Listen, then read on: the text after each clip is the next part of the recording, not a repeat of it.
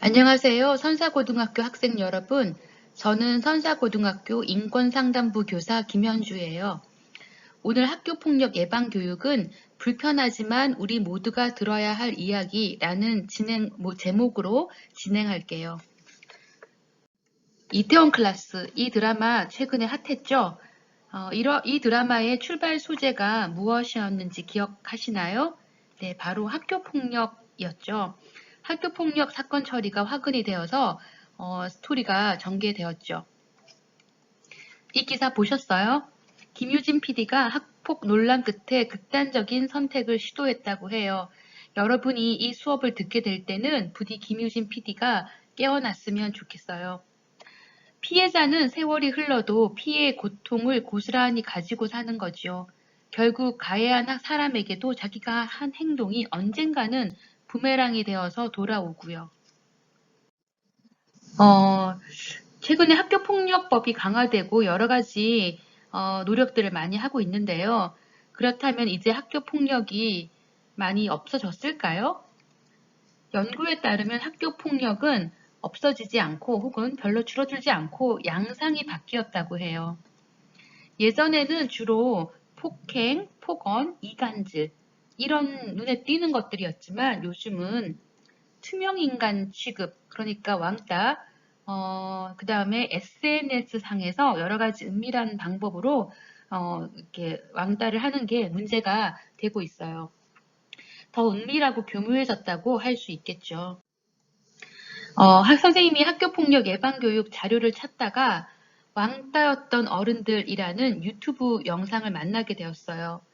학창시절 왕따를 당했던 끔찍한 기억을 가지고 그대로 어른이 된 이들 10명이 모여서 각자 자기 경험담을 털어놓는 방식의 인터뷰 영상이에요. 어떤 사람들은 자신과 별로 상관이 없다고 느낄 수도 있고 혹은 듣기 불편하다고 느낄 수도 있어요. 하지만 이것은 우리 모두가 들어야 할 소중한 이야기라고 생각해요. 출연자 10명을 포함한 402명의 응답자 중 96%가 그때의 기억이 현재의 자신에게 영향을 미치고 있다고 답했어요. 영상은 총 7편으로 이루어져 있는데요.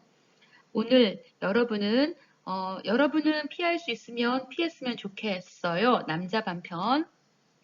그리고 요즘은 왕따라고 안 해요. 라는 요 제3편. 이 두 편을 보실 거예요.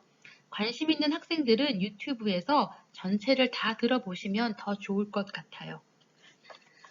영상은 2018년에 만들어졌고요. 그 후에 우리나라에 큰 반향을 일으켜서 책까지 나왔어요. 나의 가해자들에게 라는 제목의 이 책은 영상물에 담긴 인터뷰 전문을 실은 거예요. 책 8쪽과 9쪽에는 이런 내용이 나와 있어요. 이 책은 같은 아픔을 겪고 있는 이들에게 큰 위로가 될 것이다. 동시에 아무렇지도 않게 타인을 가해하는 이들에게 경종을 울리는 책이 될 것이다.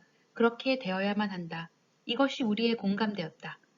이게 바로 어렵게 영상과 책을 만든 목적이라고 볼 수 있겠죠. 학교폭력 예방 교육. 그러니까 오늘 이 수업의 대상자가 누군지 한번 우리 생각해 볼까요? 보통 첫 번째는 가해자 혹은 잠재적 가해자겠죠. 학교폭력 혹은 왕따 시키는 사람들을 보면 재미로 하기도 하지만 대부분은 자신의 힘을 과시하기 위해 한다고 해요. 가해자는 아무렇지도 않게 행동을 하고 쉽게 잊어버리지만 피해자가 받는 상처는 너무나 크고 어른이 되어서도 그 영향력 아래에서 산다는 것을 귀담아 듣고 나쁜 행동을 멈추어야 합니다. 두 번째는 방관자예요. 방관자들이 다 같이 가해자를 째려보기만 해도 못된 짓을 못한다는 이야기가 영상에 나와요. 째려보는 방관자가 한 명일 때는 우습게 보이지만 다 같이 하면 그 힘이 큰 겁니다. 여러분들 다 같이 째려봐야 합니다. 네. 가해자, 방관자 외에 여기서 끝나지 않고 선생님은 오늘 수업에서 그 대상을 넓히고 싶어요. 즉 피해자예요. 우리 선사고 학생들 중에 왕따의 피해를 당했거나 혹은 당해서 아픈 가운데 살아가고 있는 학생이 있다면 이 영상을 통해서 공감을 받고 또 자신의 소중함을 깨닫고 힘과 용기를 얻기를 간절히 바라요. 보통 교육의 대상은 학생이죠. 그런데 선생님은 이 영상을 2번, 3번 보면서 교사도 이 교육의 대상이라는 자각이 생겼어요. 바로 저부터인데요.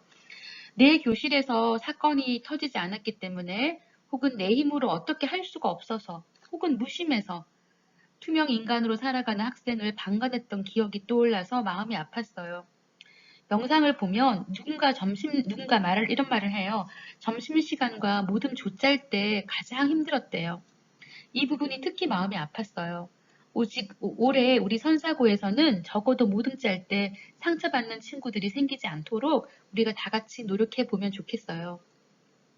오늘 교육은 불편하지만 우리 모두가 듣고 알아야 할 이야기입니다.